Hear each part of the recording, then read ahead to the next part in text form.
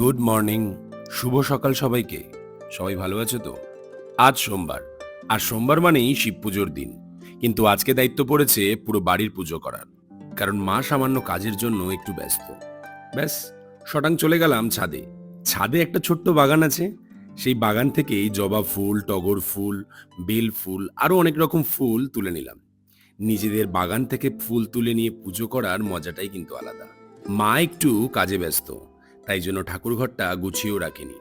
ঠাকুরঘরটা গিয়ে ভালো করে গুছিয়ে সব ঠাকুরগুলোর সামনে থালা গ্লাস জল দিয়ে তারপর পুজোয় বসবো।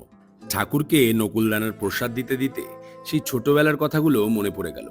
ছোটবেলায় মা পুজো দিয়ে ওঠার পরে নকুলদানা আমি আগে খাবো না দিদি আগে খাবে, এই নিয়ে মারপিট লেগে যেত।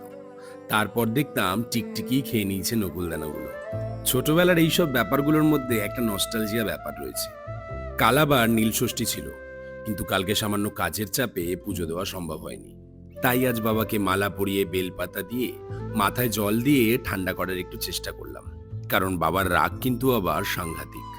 যাই হোক, লাল লাল জবাগুলো ঠাকুরগুলোর সামনে দেওয়ার পরে কি অসাধারণ লাগছিল আমাদের সিংহাসনটা। কিছুদিন ধরে কিছু ঘটনা ঘটছে পুরো দেশ জুড়ে। পুরো দেশ এখন বিভক্ত ধর্মের নামে, এবং ধর্মকে নিয়ে খেলা করছে কিছু রাজনৈতিক নেতারা। আর মানুষও কোমর বেঁধে রাস্তায় নেমে পড়েছে নিজেদের মনুষ্যত্ব এক্কেবারে শেষ করে দেওয়ার পর্যায়ে।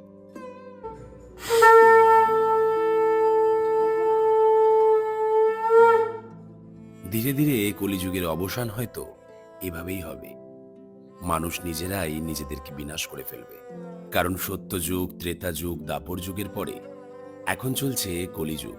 পুরাণে লেখা আছে শ্রী বিষ্ণুর দশম অবতার কল্কি রূপে কলিযুগের একদম শেষ পর্যায়ে জন্ম নেবে।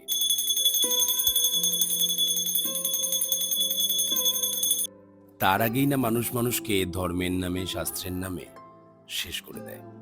সবাইকে অর্থের সাথে বুদ্ধিও দিও ভগবান, যাতে মানুষ নিজের নিজেরটা বুঝতে পারে, নিজের নিজেরটা ভাবতে পারে।